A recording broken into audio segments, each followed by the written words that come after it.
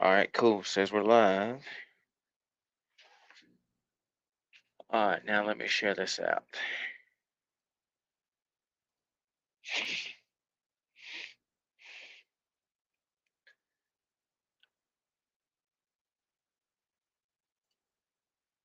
All right, let's see.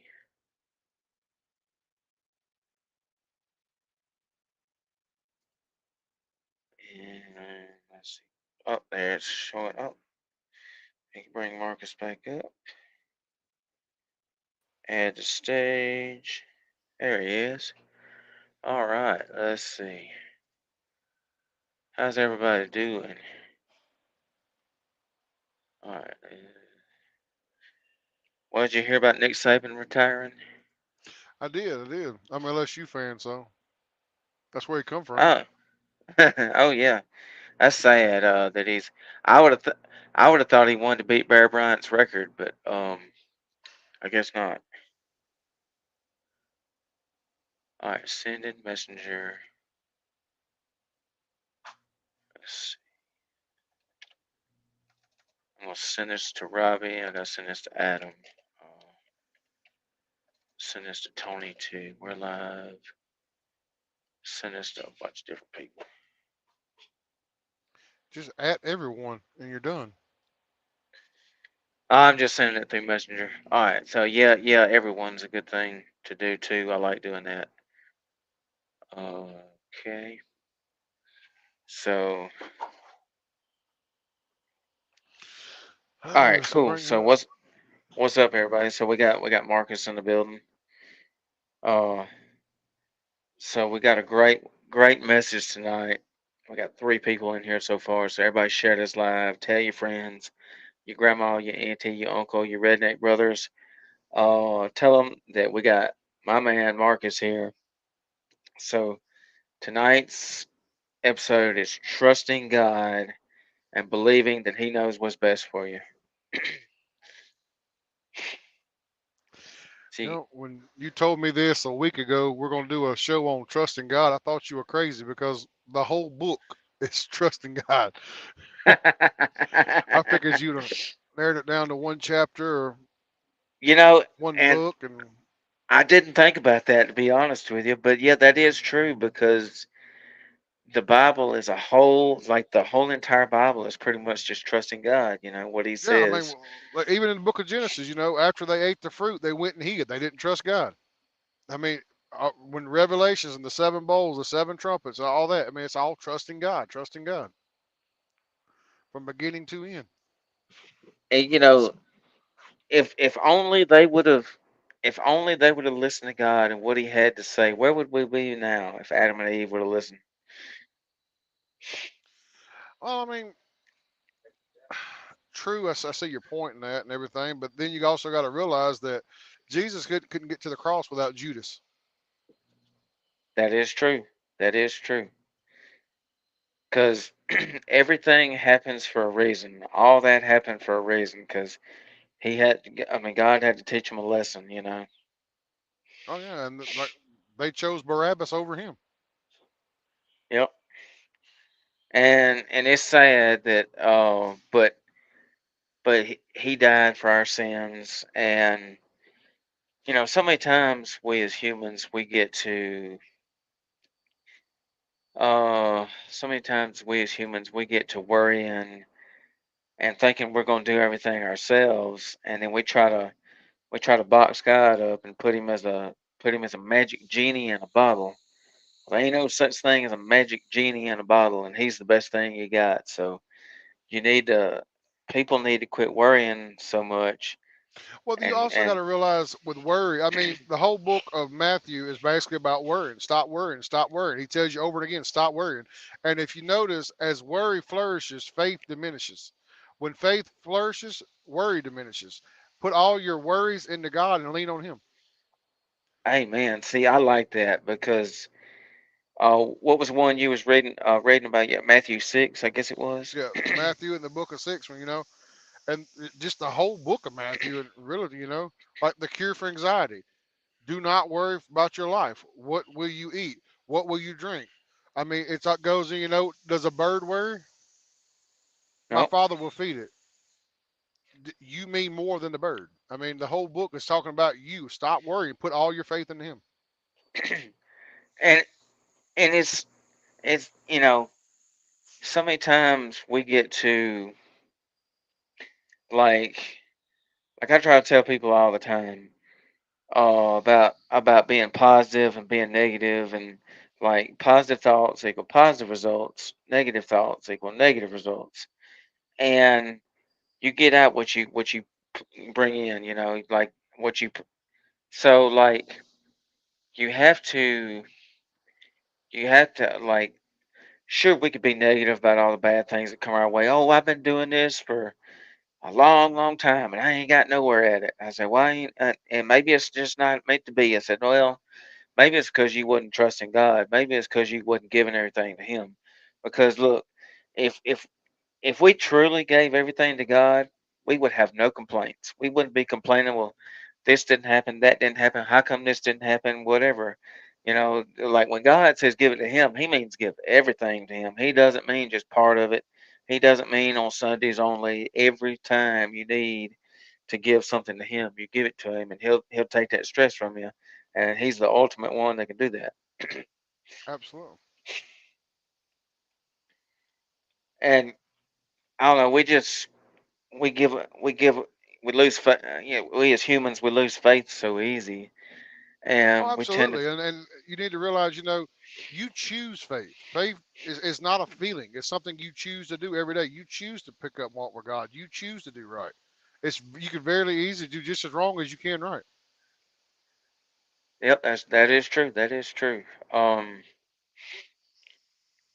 you know, um, a lot of people need to hear this because we give up too easy, and we think, well, this and this didn't happen. It's just not meant to be. Maybe God just wasn't didn't mean that for it to happen, because evidently it's not meant for me, or God will. So no, a lot of times it's because we give up and quit too easy. And one of the sayings, I've been saying this for years. I don't know if I heard it somewhere or I made it up, but I've always said, quitters never win and winners never quit. And it's pretty spot on, because it's no different than a video game. If you quit, you know what? You don't win. And how you expect to win if you quitting all the time and doubting God? Absolutely. I don't know. There's really, and it's not it's easier said than done, I guess you'd say. But what's up, John Daniel Fleming? How you doing, buddy? I saw him at church. So we don't need to um we don't need to doubt God, because if He can create the earth in 7 days, surely He can take our problems from us and handle it. You know what I'm saying? Oh yeah. If you think doubting and disobeying God's going to work for you, look at Jonah. That's right. Jonah's a perfect example, because we did the story on Jonah that one night you were here, Yeah. and when Michael went with us. And I love the book of Jonah because he was an idiot like a lot of us, Didn't and trust God. and that's right, he didn't trust God, ignored what God told him to do, because God told him to say, "Hey, go to Nineveh and preach to these people." Well, what did this dummy do? He did like a bunch of us do, and just ignore God. Said, "No, I don't want to do that. I'm gonna do it on my time. I'm gonna do what I want to do." And what happened? He got swallowed up by a gigantic fish. And just amazing. He saved all those people in that city, and he wasn't able to preach on God's mercy, on God's love, on God died for you. God's willing to do that because he's still alive at this point when he told him to do all this. Yeah. Wow. I mean, and he has such a big testimony to share.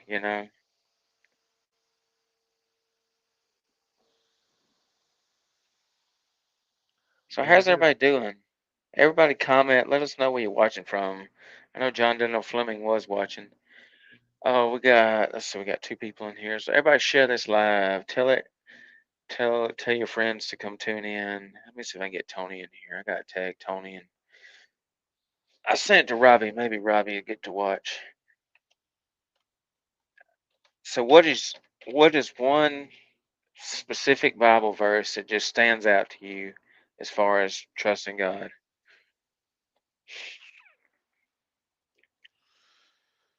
Oh, so many to choose from.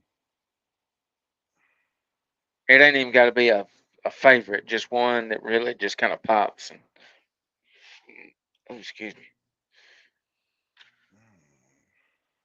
I can't just narrow it down to just one. I mean, there's so many, and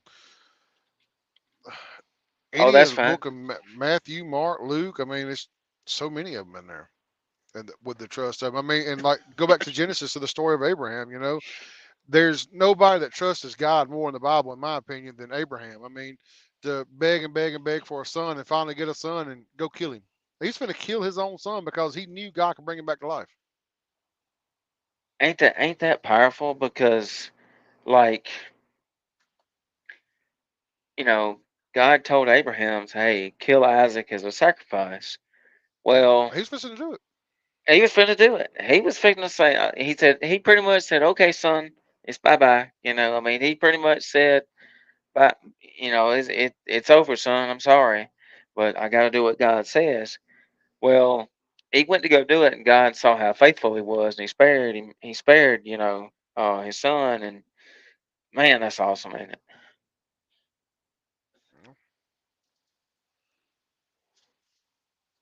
Let's see where Tony's at. I tag Tony. Let me tag. Does anybody got any tag? Does anybody got any comments? Any questions they want to ask? Anything they want to talk about related? Any questions y'all want to ask about having faith? Because because we as people that we're going, especially people that are negative Nancy's. I can't stand somebody that's negative about every little thing. That just drives me up the wall. But some people like, if you're a believer and you don't need, it's not good to be, it's not good to be negative. Period. But you don't need to be negative and think that, oh, God, basically put God in a box and say he can't do this. Because by the way some people act, the way they talk, the way they, it's like it's too big for God. It's like, what are you talking about, Willis? Because if he can, like I said earlier, if he can create the earth in 7 days, he can do anything he wants to. Absolutely. I mean, he healed the blind. He brought back the dead. Yes, he did. Let's see where Jason's at. I don't see Jason. So yeah, he healed the blind, brought back the dead. He can. Oh, let me tag Derek in here.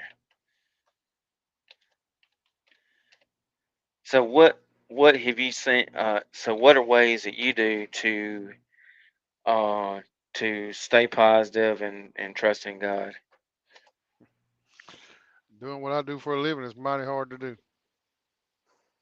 Oh, I can imagine it because being a truck driver is not easy. Oh no, you get to deal with the idiots in public every day, and they Man, breed very fast and they multiply.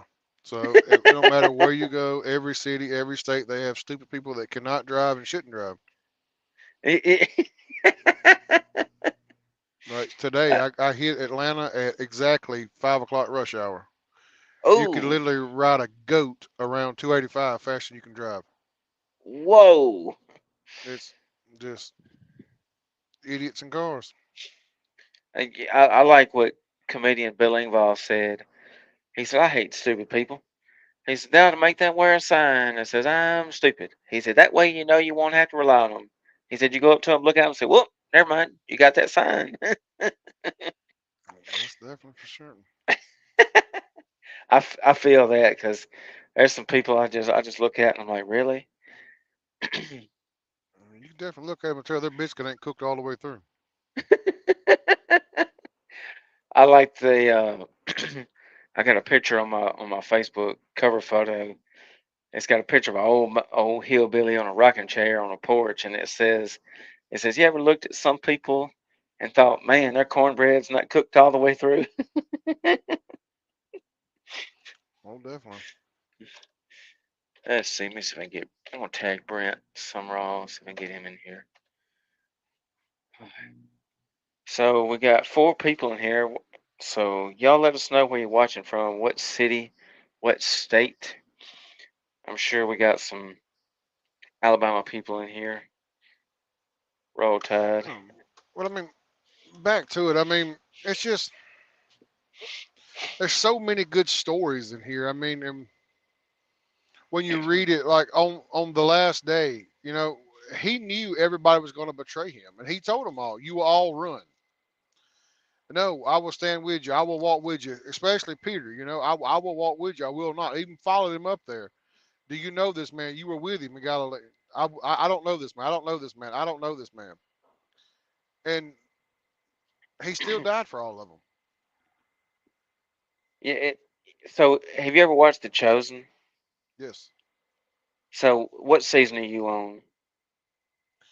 I believe the second one. Okay, cool. So I'm on season three. I think they hadn't started the new season yet, but it's really, really good because I love The Chosen. And I've had people, tell me beware of The Chosen and so forth. But so far, it's pretty good. It's fairly accurate. And of course, they show stuff on there that gets you thinking of how, like, for instance, it's in the first season where Simon and Peter, or Simon is what was his brother's name? It's in the book of Uh, Matthew. It talks about every one of them. Golly, I can't remember his brother's name. But anyways, so they're fishing because they're both fishermen, and like they're just having a horrible time. And it shows it on season one. It shows how Simon, Zelot. yeah, okay, and it shows just how they made deals, and he was trying to betray the local fishermen, and well, then it shows the scene on there where they've been out fishing all day and they're trying to save the boat, and the Quintus, uh, the guy that's the Roman emperor or whatever in that area, praetor or whatever they call him. Yeah, he was like fixing to take Simon's boat and going to take everything from him. Well, then him and all their friends and they all, the boat that shows the boats come on shore, and then over there they see this guy preaching and talking to these people on the shore, and they were like, "Well, who's this?" And it turns out it's Jesus. And so he's out there teaching them, and then he tells them, "Okay, well, we're done for now for our lesson. Y'all come back so and so date." Well, he walks over there and sees them struggling to catch fish, and they Yeah, were it tells them to like, cast here and they'll fill the nets. "That's right." And they was all like, of course, you got there was all kind of doubting. I was like, "What?" He said, "No, seriously." He said, "Cast over here, and you'll catch fish." And Simon was finally like, "Okay, well, I'm gonna do this." He trusted God. And boom, he did it, and boom, it was so much fish that the boat was about to flip over. Mhm. And that's crazy. That goes to show you you don't need to you don't need to doubt God. You don't need to second guess God, because if he can do something like that, he can do anything.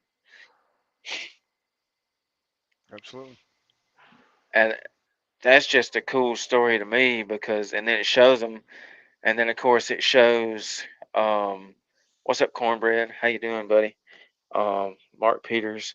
Anyways, it shows on there that um, what was the guy's name? Anyways, it's the young guy that didn't know it was Matthew, because Matthew was a tax collector, and he's watching this, and he was like, "Wait a second," and he could not believe his eyes that they caught all those fish, and that they was all excited, and he went back and told the Dominus or whatever the guy's name is, Quintus. He went back and told Quintus, he's like, "Hey, they got enough fish to pay their debts and then some." And oh man, I hate that, Brent. I hope you get to feeling better. Yeah, me and Marcus be praying for you. Brent's got the flu. That's not good. It's rough But if you yeah, already had it. oh gosh, I don't want to. I've never had it. I don't ever want to get it. So yeah, Brent. So if you can, we're talking about trusting in God, and the story I just shared was how Jesus went out there to Simon and all his brother and all his friends that were fishing, and it literally showed. And I loved how it showed it on the Chosen. Like, oh, that sucks, Brent. I can't even imagine. But it shows the boat at the water. I mean, they've all docked already on the sand. And Jesus says, "Well, here, cast over here." And Simon looks at him. He's like, "What?" And no, he said, "Cast over here. Do what I say." And he did it, and boom, thousands of fish in them nets, and they was all jumping for joy.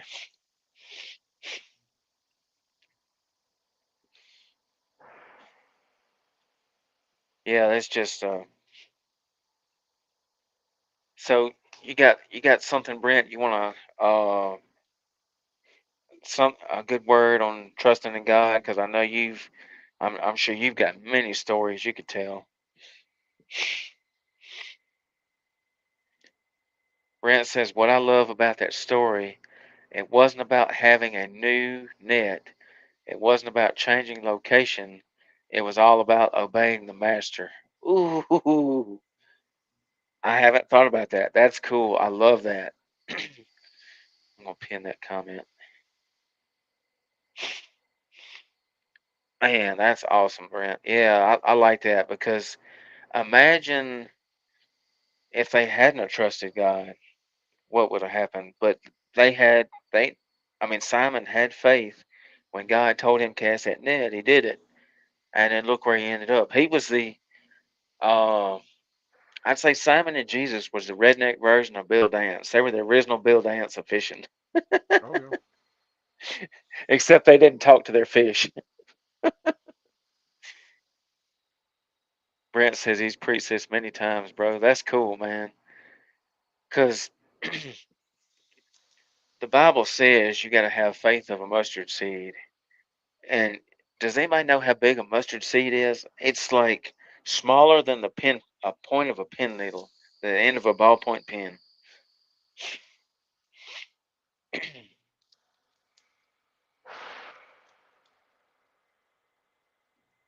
Yeah, that's just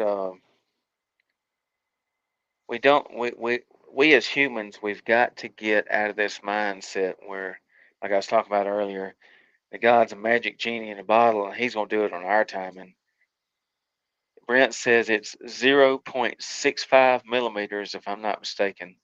Good night. That's pretty tiny seed right there. So having faith of a mustard seed, you have to really, really dig down deep and believe that God can solve your problems, what you're going through. Instead of centimeters, okay, well that's still pretty small.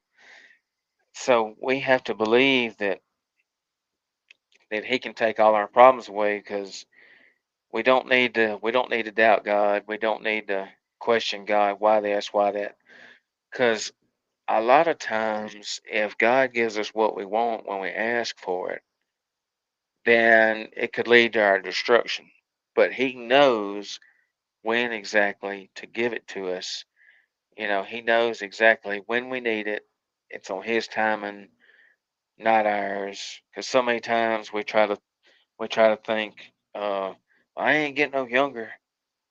This got to happen so I can enjoy it before I get older or whatever. But hey, we don't need to think like that. We just need to, like I was talking about earlier, just give everything to God.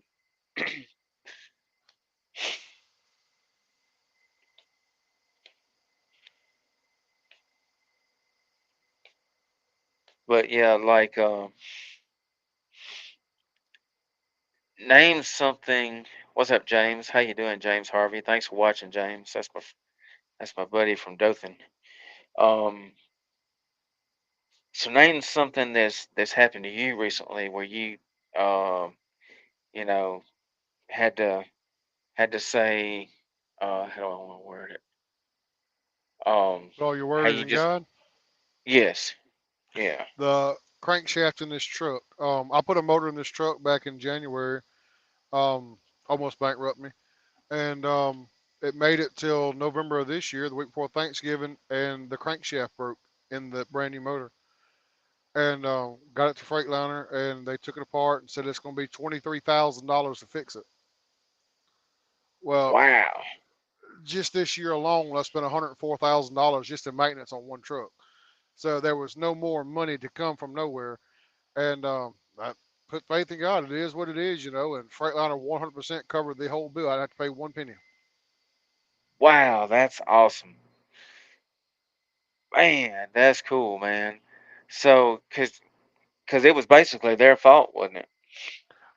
They're saying it was a workmanship error. The bolts on the harmonic balancer were over torqued, and therefore caused the bolts to strip and the harmonic balancer to shift, is what messed up the crankshaft.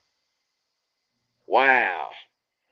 That was an expensive mistake on the dealer's part. Well, I'm glad they honored that. It shows you how good Freightliner is if they'll honor that. Oh yeah, they 100% took care of all of it. I mean, Toby's a good guy. The guy that's over the maintenance department for all the Freightliners is a really good guy. Nick, Wow, that's I mean, all awesome. of them were just outstanding. Well, shout out to Freightliner Mobile for getting you going. That's great. Oh, yeah. And the guy I'm working for right now, Jamie Richardson, he went above and beyond helping me that time. He let me use one of his trucks so I could keep making a check. You know, it wasn't as much as I normally make, but some check is better than no check. That's right. Brent says that's awesome, bro. Man, ain't look, Brent, ain't he good? If God could look, that's a cool story, man. Because if I mean, wow, that's just awesome to know that God provided. He saw that you were down and that you were down and out, but you trusted Him, and He said, "Hey, son, I got this." And then Freightliner covered the whole thing. That's cool. Absolutely, Well, absolutely, that's Bill. like okay. So here's a story for you, Brent. I don't know if you've heard this. Marcus has probably heard it, but and I've told this story hundreds of times, and I'm gonna keep telling this story. But let's see. Okay, there we go. And so, like this several years ago, when my dad had that heart attack, it's the Widowmaker, which is the worst one you can have. And so Mari calls me, and they all tell me, he said, oh, he was living in Texas at the time and going across the border to work in Louisiana at the chemical plant. And Mhm. so that lady at the massage parlor, he was getting a massage. And he told that lady, he said, "Hey, I don't feel good," and he's like, "I gotta go." And so he got his stuff and called his good friend Harold McGowan, and he said, "Harold," he said, "Hey, uh,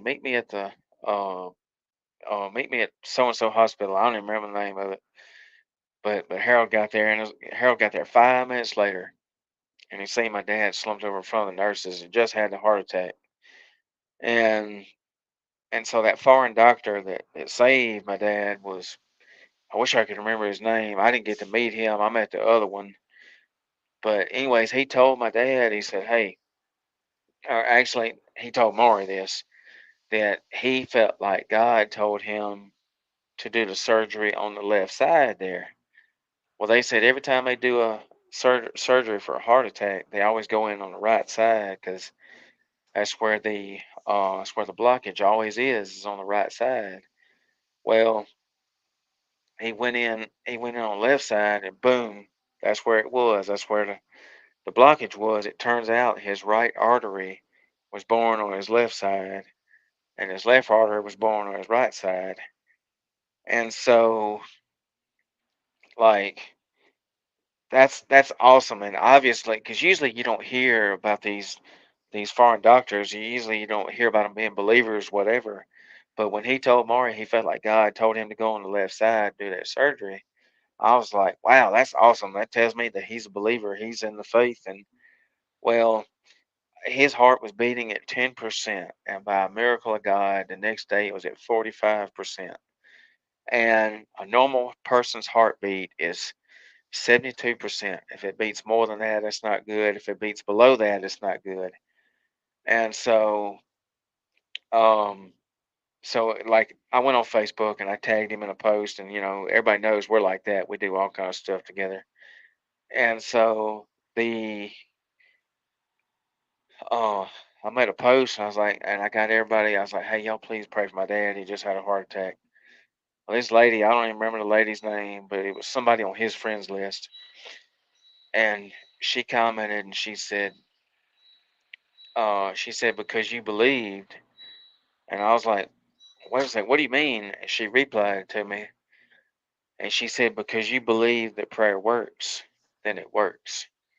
And I was like, oh, I've never thought about that. So if you, so what I'm getting at from that story is you have to believe that prayer works. If you sit there and pray and pray and pray, and then you say, well, I've been praying all these years, ain't nothing happened.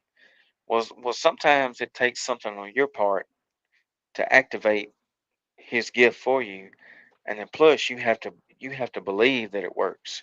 You can sit there and say you've prayed all you want to, but until you actually believe that it works, then I mean,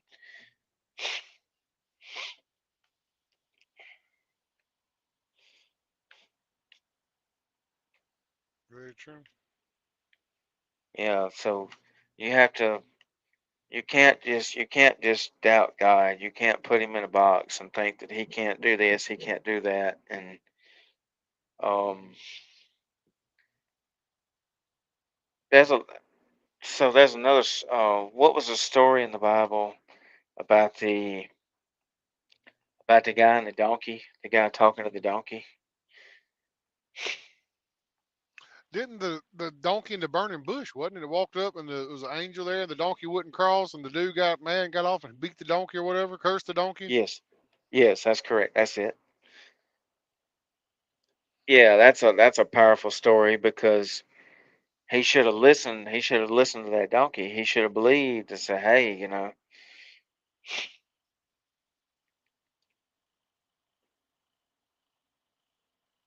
But there's just so many times where um there's a lot of like you said, there's a lot of stories. There's a It's lot of especially the stories, and subject you picked. yeah, it's a pretty and the way you explained it, because it's so broad of a topic, you could literally pick Any hundreds of book, stories, any any book in book, here you want to pick. any book. Um, Like, I mean, everybody just needs to realize. I mean, all things are possible through him. I mean, the whole he's telling you in every book, do not worry, trust in me. Do not worry, trust in me. Do not worry, trust in me. And once you realize all your worries go away, and that goes back to my first statement. As faith flurries, worry diminishes. But when your worry starts to flourish, your faith is going to diminish. You're not going to have both. So that's either you're right, going to choose to trust in him and follow him, or you're going to sit there and worry about why is this wrong, why is that wrong. man. That I like that. That's pretty powerful because we tend to we tend to put more. Okay, so here's something that was said recently. We tend to put more stock into the problems than we do the problem solver. Absolutely. What's up, And Tony? and the problem is now most people don't want to listen because they've already decided what they want to hear. That's right. That's right. They've already decided that they know what's going. You know, Absolutely. Absolutely. man. What you Like I think, told you Tony? last night, when they go back and the non-believers and they want to argue and all that, just ask them point blank, what in hell do you want? That's right. And I've never. What's up, Tony? How you doing? So I never thought about that till you mentioned that last night, because that's a good point. Is what in hell do you want? There's nothing in hell that I want. Exactly. And salvation's free. It's in here. Just read. That is the best gift that you can receive is 100% free. salvation. He died for um, you. He died for me. He died for people that don't even believe him. Maybe that's one day right. they'll realize that he did this for me. because you got all the other prophets, the Allah, Buddha, all them. Well, guess what? They all died and they're still here. Only one of them left. That's right. Yeah, Tony says he agrees with us. Well, thank you, Tony. Um, so did I ever read you the little flyer, the perfect gift? I don't know. You read a flower last podcast we did. I don't remember which flower it was though, but you did read one. Okay, so this is neat. So I get these at the church, and in the youth room up there, if you remember correctly, right there in the youth room, there's an old office right there with a bunch of stuff in there. And I was going through there a few months ago when Austin was still there, and went through there, and there's thousands and thousands of like that. I mean, I am not kidding. It probably pickup load full of flyers in there that have not been put together yet. And so I've been taking flyers, and Austin had a bunch of them on the table there already. And then I found these, and I found a whole bunch of other different flyers in there too. And these are neat. So this is the perfect one for Christmas. Let me get that in front of the camera. But it says the perfect gift, and it's got a picture of a bench with the snow, and it says good news in troubling times. I'm gonna read this. It's kind of short, but I take these and I fold them together. They're just one long sheet, and then you fold them together and you pass them out. And the best way to pass these out, especially those little life books I give out, is I just go up to somebody and say, "Hey, here's your free gift." I've only ever had one person refuse one, and so this is neat. It says each Christmas season, people around the globe embrace Yuletide festivities with a particular focus on the nostalgic tradition of giving Christmas gifts. One of the most celebrated seasons on our cultural calendar, Christmas has a universal appeal that manifests itself in giving. As the calendar turns from November to December, we're ready to shop till we drop. Then we wrap our purest intentions of retail affection in seasonally decorated boxes. Energized by cut-out sugar cookies, Bing Crosby, and family togetherness, our hearts and budgets are held captive by giddy anticipation right up to the magical moment we present our very best gifts to those we cherish the most. And then it says, he who has no Christmas in his heart will never find a Christmas under a tree. Charlotte Carpenter said that. And then it says, but what makes the perfect gift? Well, that's widely debatable. While marketers spend millions on holiday advertising to mesmerize the masses, a perfect gift may not be perfect for everyone. Remember the pet rock, great for Junior, but what about Grandma June? Or the football that quietly found its way down in the basement storeroom? Not so perfect. So, what is the perfect gift? Or more accurately, who is the perfect gift? And, oh, what's up, John? Hey, I'm glad you tuned in, John. And so, and it says the perfect gift.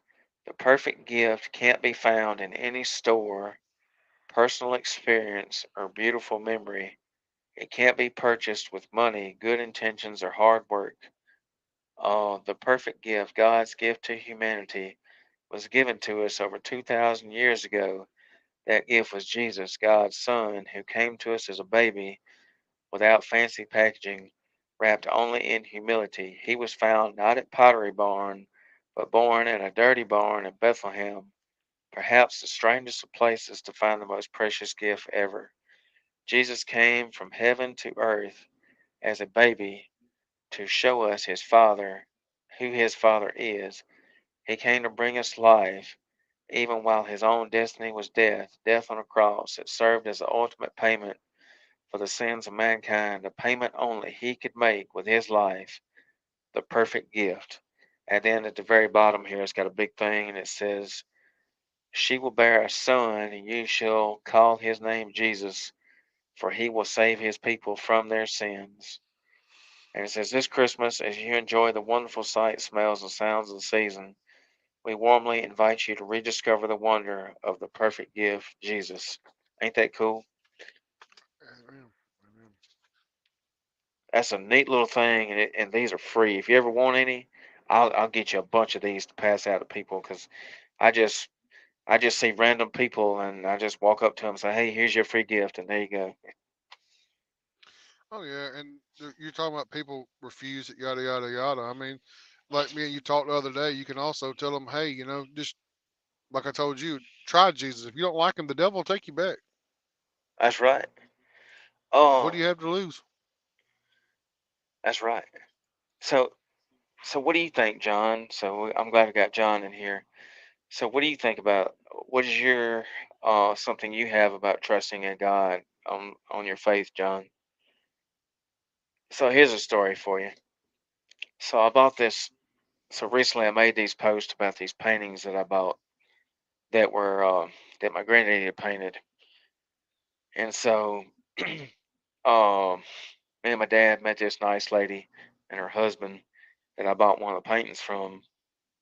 I had one of those life books, and I told her I said here I got you a free gift, and so I handed it to her. She said, "Oh, what's this?" And she started reading through it, and she handed it back to me. She said, "No, thanks, I can't take that." She said, "I'm atheist," and I didn't know how to respond to that. I was like, "Wow, I've never had anybody say that or do that," because usually they either don't say anything, they accept it, or a lot of times I get, well, thank you.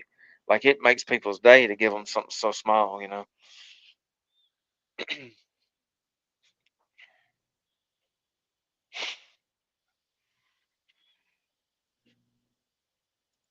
Let's see. Yeah, I forgot to send that to John. I was tagging a bunch of people, and smooth forgot to send that to John. I'm slipping there, John. Excuse me. Oh, when we end it, he can go back and rewatch it if he needs to. Yeah, yeah. Thanks for watching, John. I'm glad to see John, Tony, Brent was in here commenting. Nobody on the ministry page commenting, but we got two watching now. We had six. Oh, so yeah, you got anything you want to add, John, to that? Or Tony, you got anything to add, Tony, if you're still in here? Mhm. I think we had a good show tonight. I think so too. I think it was really good. But I got a buddy of mine I'm trying to get to come on with us one night. Blaine Newton, a friend of mine from Fulton. Now he's been pushing me real hard to get back to church and go every Sunday. And I'm finna start going with him to Fulton Baptist with him. And outstanding guy, knows the book, lives the book, believes the book, preaches the gospel every day. And I'm gonna talk him into coming on eventually. oh, that's great. That'd be awesome. That's okay, John. But so look, tell us, John. Tell us something. Tell us something that you've seen recently, and what you go through, like your work or whatever. That you had to just trust God had you, and He was there. He was there for you every time.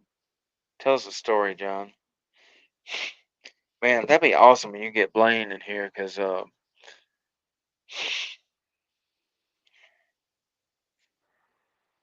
Oh so yeah, man. what are you doing Friday? Me? Yeah.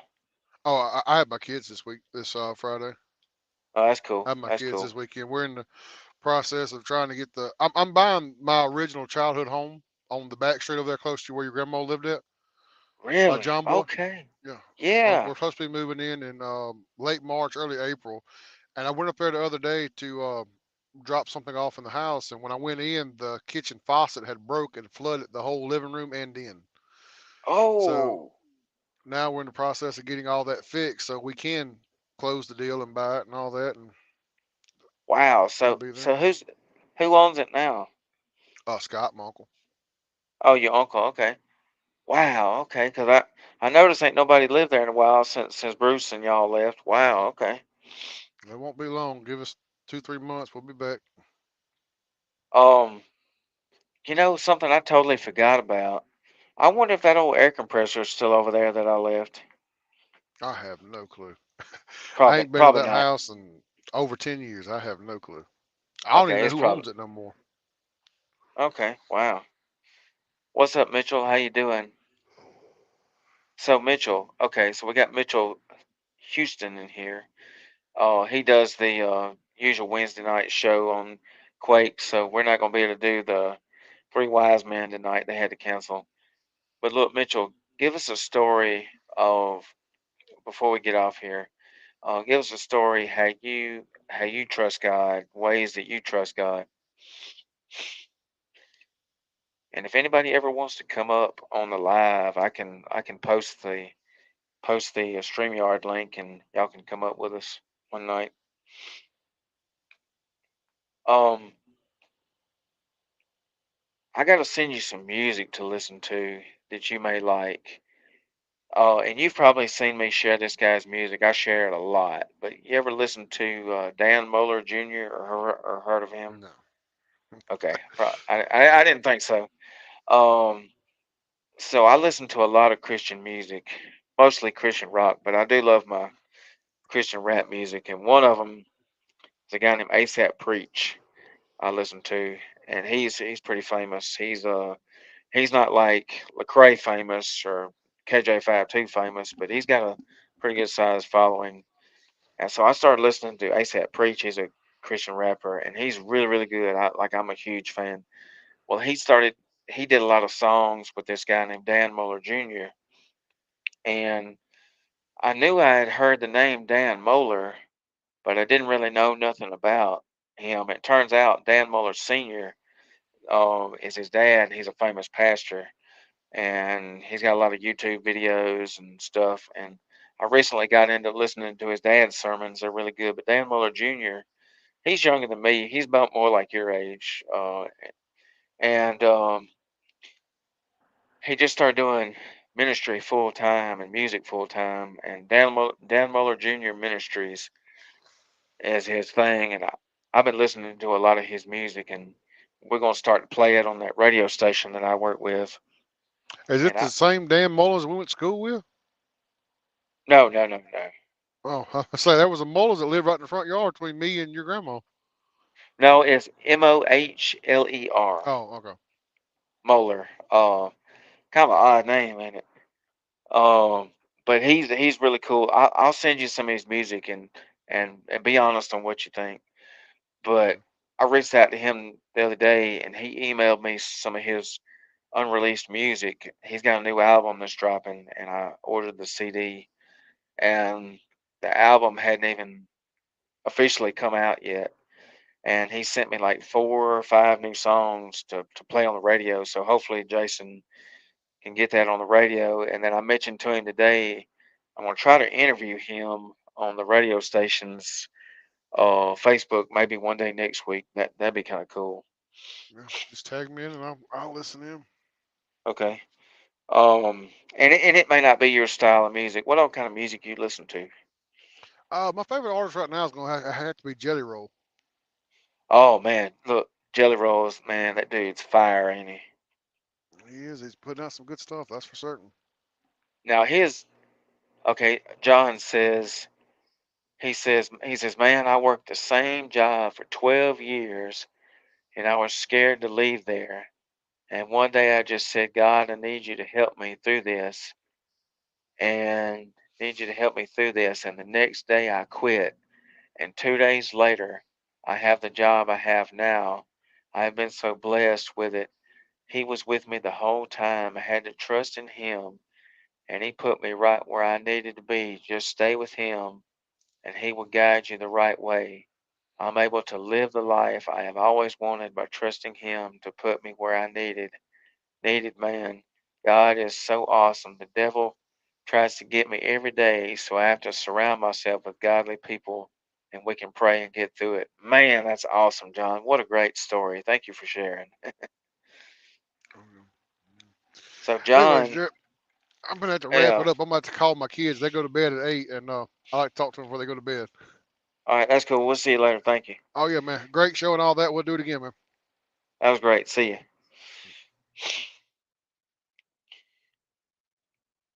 Man, that was great. Thank you, Marcus, for coming on. That's my dude, man. Me and Marcus we go way back. We went to school together. He's a little bit younger than me. Me and his brother Christopher played basketball together for years. Christopher's a grade below me. Oh, yeah, thanks for coming on, Marcus. Man, what a great story, John. I just pinned that to the bottom there. That's cool, man. Um, so while I'm on here, I don't know if I should mention this or not, but I think I'm going to. I think I'm going to jump out, and so I got something. It's not it's not something I see myself doing the rest of my life, but it's not my ultimate goal and dream. But I do have a prayer request, and so we got a job position open up where I work at, and for a part salesman position, and I would love to get it because for one, I'm good at sales. I've got many, many years of sales experience. Worked at Leonard Auto Parts for 8 years selling auto parts. I was a paint salesman for 7 years when I worked with Crossmark. And then I've got these certificates where I graduated from Kennesaw State University's online sales program. And basically, I can sell just about anything as long as I study it and know what I'm selling and and give my information to the customer. I believe I can sell it. Like I sell fuel arresters with my buddy Robbie, so shout out to Robbie Johns and Race Safer Fuel Arrestor. I'd love to get that full time one day. That'd be great if it's God's will. But anyways, so we got a part salesman position open up, and I'm gonna do an interview for it next Wednesday at work with our new manager and parts. His name is Josh. So I told Josh today that I really, really would like that position, and I don't know. I'm just at a point in life where I want to do something different. I want to be able to make something, make something of myself instead of just doing the same old thing all the time. And I'm ready for a huge, huge, huge change. So I'm trusting God knows what's best, and I'm gonna roll with it. But yeah, next Wednesday I'm gonna go through an interview with Josh and see where it goes because they had one interview yesterday and they got one other person they're gonna interview. And I figure with all my years of experience, maybe somebody will finally take notice and say, "Hey, you know what? He's been doing all this and this and this for years. He deserves it. Maybe to come with a um well, I appreciate that, Mitchell. I do. I really do, because um I'm so ready for change. I ain't gonna say what I want to say, but um yeah, I'm just ready for a huge change, and um thank you. Thank you. Yeah, that is so true, John. That is so true. I agree with that. Thank you.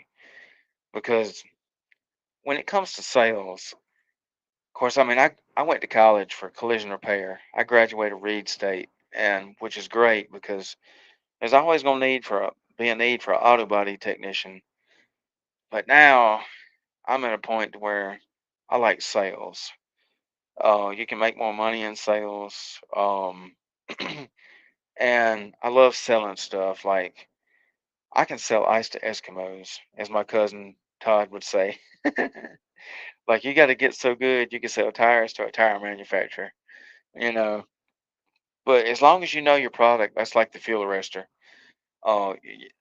When y'all get a chance, check out our website at racesaferfuelarrestorllc.com. That's another thing that I can add to my resume is I can build websites. That's my third website I've built. And I use GoDaddy, which is if it wasn't for GoDaddy being so easy to use, I couldn't have done it. But I trusted God. It's the main reason I got through with building a website. So I built that for me, Robbie, and Tina. So and I hope and pray we can sell some fuel arresters, man, because they're just not selling. Sold two though, which is a positive. So I'm trying to get that off the ground too. And we have a lot of people view our website too, which is pretty cool. But got a lot of views on the website, not a lot of emails, correspondence back and forth. But hey, it's in God's timing. Ain't no need me sweating it. So um, I'm just excited for what's next. I'm ready for what's next. I'm ready to have a career where I don't have to worry, I don't have to struggle, I don't have to, you know, yeah. I'm just ready for a huge change, and I do believe that's coming. It's in God's time and not mine, because everything happens for a reason. Like I've been praying for some stuff, and I've seen some stuff recently that has opened up in front of me, and I'm thanking God that He answered my prayers and that it worked, because I had two different prayers that were answered recently. And wow! And then now this about the sales position. It's salaried position. It's not hourly, but uh, I think it'd be good. It'll help add to my resume of selling stuff. I'm good with computers, because if I can build a website, I can do anything. So, and then selling auto parts, easy. A big truck parts a little bit different, because we're a Mack truck dealership, but I believe I can apply all my many years of sales experience, because I ain't gonna lie, when I had that job at Crossmark, for those that knew me then, I sold house paint for 7 years at Crossmark. And if it hadn't have been for a company wide layoff, I'd have been working there a lot longer. But it wasn't full time, so it ended up being part time. But I was good at selling house paint. I was really, really good. I knew my product. I knew the Glidden house paint that we had, and we was a vendor for Walmart stores. So I sold a lot of house paint. Robert Chasen says, "You talk about struggling. We dang sure are. My paycheck was less than $300 this week, not making any money with Firestone." Wow, man. I can't imagine, Robert. Man, I'm praying for you. Well, I'm glad you tuned in, Robert. Thank you. Man, I was thinking that that'd be a good company to work with. I'm sure things will pick up for you, Robert. Just have trust, have faith in God, because just like me and Marcus was talking about earlier, have faith the size of a mustard seed.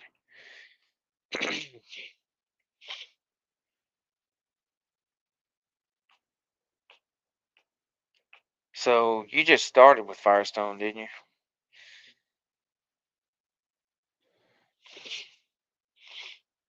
And how you doing today, Mitchell? You doing all right? I'm glad to see Mitchell and John and Robert tuned in. And thank you, Marcus, for coming on. That was great. Marcus, that's my dude, man. I'll see John Friday. Me, John, and shout out to my buddy Michael Huseman or Husman, however you say. I know I just butchered your name, Michael. I'm sorry, but Huseman, I guess that's the way. Michael's coming to Winter Jam with me Friday. I'm super excited. Michael's never been to Winter Jam. John went with me last year. John's coming again this year. So me, John, and Michael gonna sit together, and and if you get the Jam Pass, you get there 2 hours early. So I'm super excited.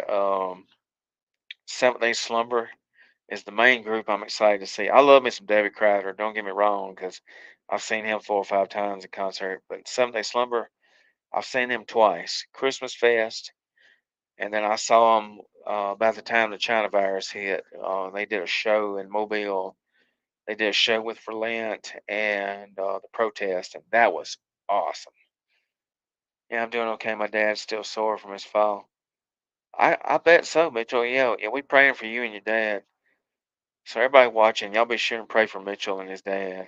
His dad fell, but your dad seems to be doing better. Just sore from his fall, Mitchell.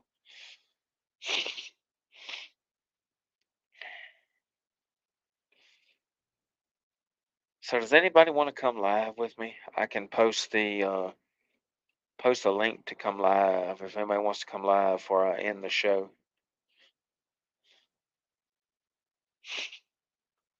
All you gotta do is you click the link, type in your name, and then hit Enter Studio, and they'll bring you in with live with me.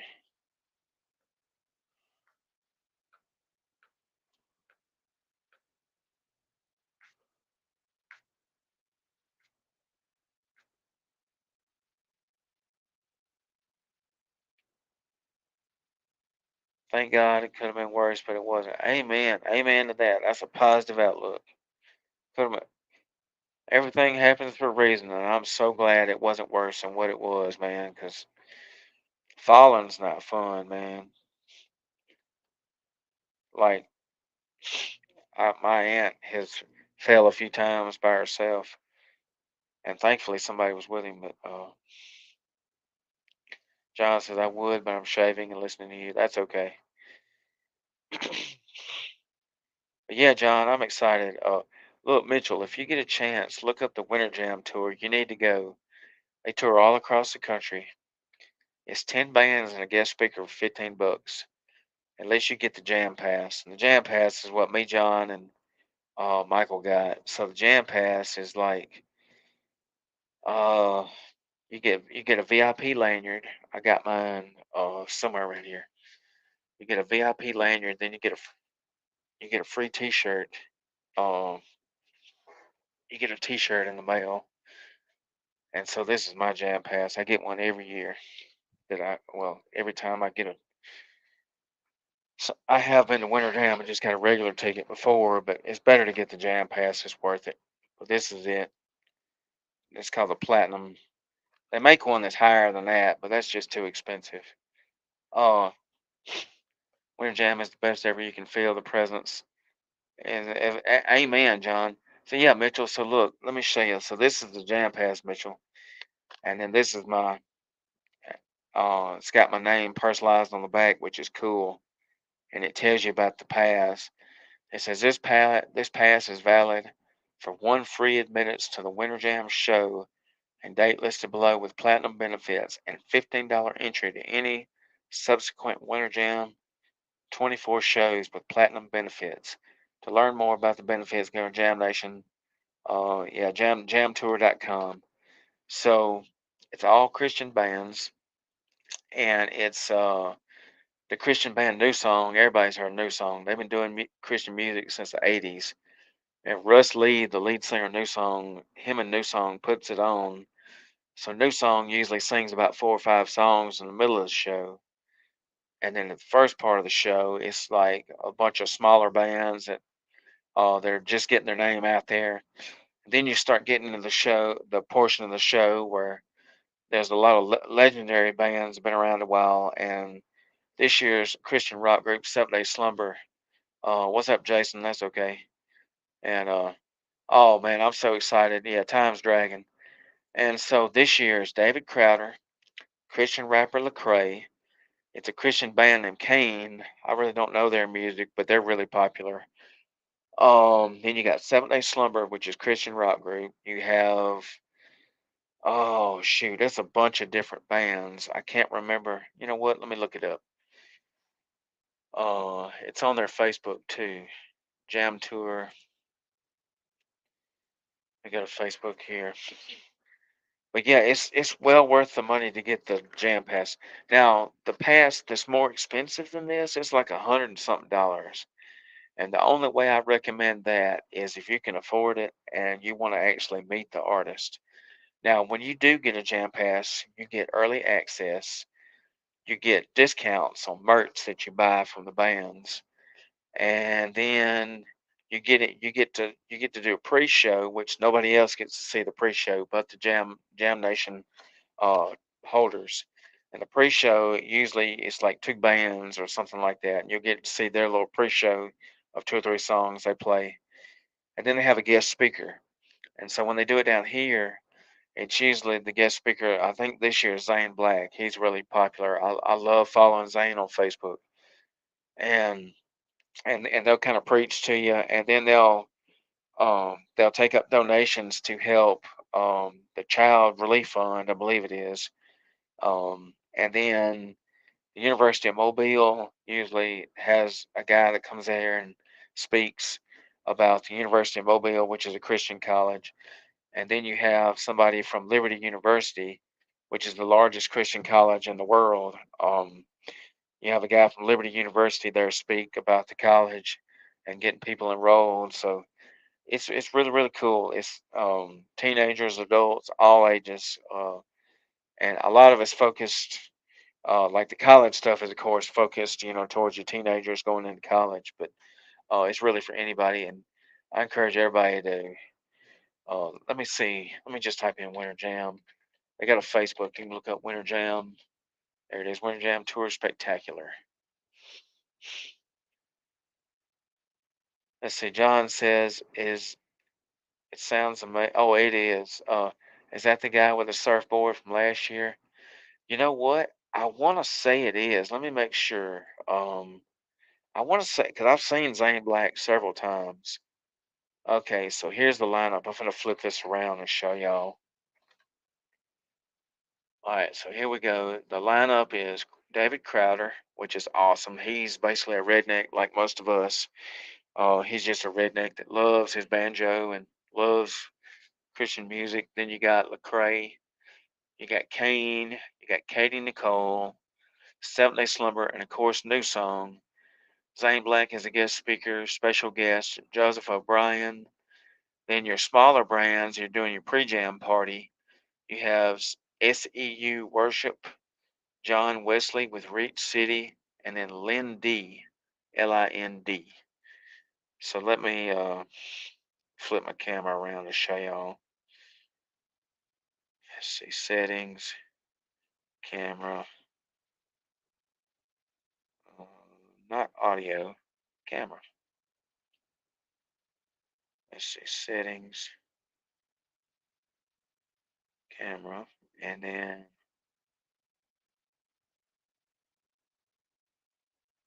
there it is. So there's the flyer right there, Mitchell, which is pretty cool. And then, of course, David Crowder, he's the headliner. He's huge. Lecrae, I've seen him before. He's pretty cool. He's a Christian rapper. And then Kane Nicole's got a beautiful voice. My favorites right there, Seven Day Slumber.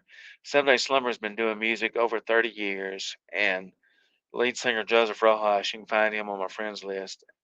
He's awesome. I've met him twice. And that's Weston Evans, the guitarist.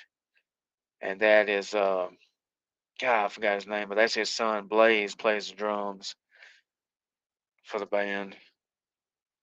And then let's see. And then here's all the tour dates right here, Mitchell. Um, let's see. Yeah, the tour dates. They're going to Tampa, Florida. So Mobile is their first show. In Tampa, Florida, Jacksonville, Pittsburgh.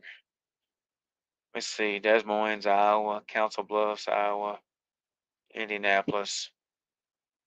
Oh, I think Adam. Hopefully, Adam will be able to go. My buddy Adam, he'll get if he gets to go, he'll go to the St. Louis, Missouri show. They're going to Springfield, Missouri, Knoxville, Tennessee. Yeah, St. Louis, Missouri is the third month. South Haven, Mississippi, Bossier City, Louisiana, Cincinnati, Ohio. I got a lot of dates. All right, flip this back around.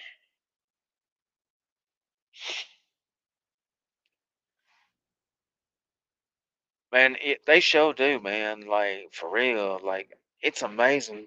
So look, get this, John. So I've been knowing about Winter Jam since I've probably been to about 12 of them, maybe more.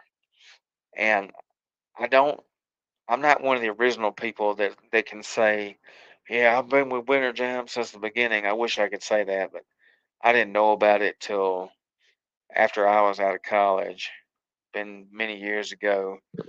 And I can't remember. Maybe the Newsboys. That's one of my favorites. The Newsboys. Maybe they were there the first year that I went. But anyways, it was one of the years I went to Winter Jam, and they do this every year. They go to all over the country, and a lot of times they do the West Coast tour, which I have different artists. But this time, what they're doing what they did last year, where all the same artists are on the West Coast, is all over the U.S. The same artists instead of mixing up the artists. So one of the shows I went to, I remember they had they didn't charge a single dollar admission, and oh man, I'm so glad. Yeah, John. Oh, Newsboys. Look, let me tell you how big of a Newsboys fan I am, and then I'll get back to the story. I'm such a big Newsboys fan that I've seen them 10 times in concert. And finally, at one of the shows, I met them in Mobile, Alabama at a show. And I'm not going to lie, I know a lot of these people are just regular folks like us, but I still could not help but nerd out meeting Michael Tate, Philip Duncan, the drummer, um, Jeff Frankenstein, the keyboardist, and then I mean, I ain't gonna lie. And then Jody Davis, the guitarist. That's the new lineup. I could not. I nerded out. Like I was like, oh my gosh, it's the Newsboys. I was kind of shaking. I was starstruck, you know. And they were cool. They were super nice people. Now they got a different lineup. It's the same ones except for the guy that used to be the lead singer of Audio Adrenaline. His name is Adam Ag. He's now with the Newsboys. So he was touring with the Newsboys. Now he's actually in the band, the Newsboys. So if anybody remembers the band Audio Adrenaline, they were a band for years. And I never heard why they broke up. But I've seen Adam Ag in a solo concert, and he is phenomenal. And he's been best friends with him for years. So, anyways, back to the Winter Jam story. They did a Winter Jam 1 year in Mobile. They didn't charge a dime admission. Back then, it was $10 admission. So the preacher, the touring pastor that goes with all these bands and prays with them and stuff, the touring pastor got up there and said, "Hey, it was either him or the guy that runs, um, it was either him or one of the guys with New Song that runs the show." Anyways, they said, "We're not charging admission this year." He said, "We're not charging admission to this show, and we're going to tell you why." And so they went in to state that at one of the shows, they didn't charge a dime of admission, and they didn't know how they were going to pay their fuel bill for all those buses. 'Cause there's a lot of buses and 18 wheelers they take to all these shows. And and he told the story. I may not be telling the story 100% correct, so don't quote me on it.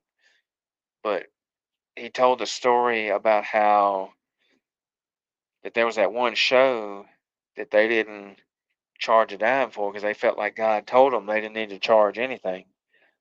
And then instead of them worrying how they were going to pay their fuel bill and stuff, God provided. And when they had the donation thing went around, the donation buckets they go around with, they had enough donations and everything to where God provided them to be able to go to the next show date. And that was so cool. And I want to say it was Mobile. They did that too. They didn't charge admission. Don't quote me on that, but it was. I know the story was from a previous show that they did that year for Winter Jam, and they talked about how God provided. He knew their needs and provided that money for them to go to that next show, and that was cool. Cool story in itself.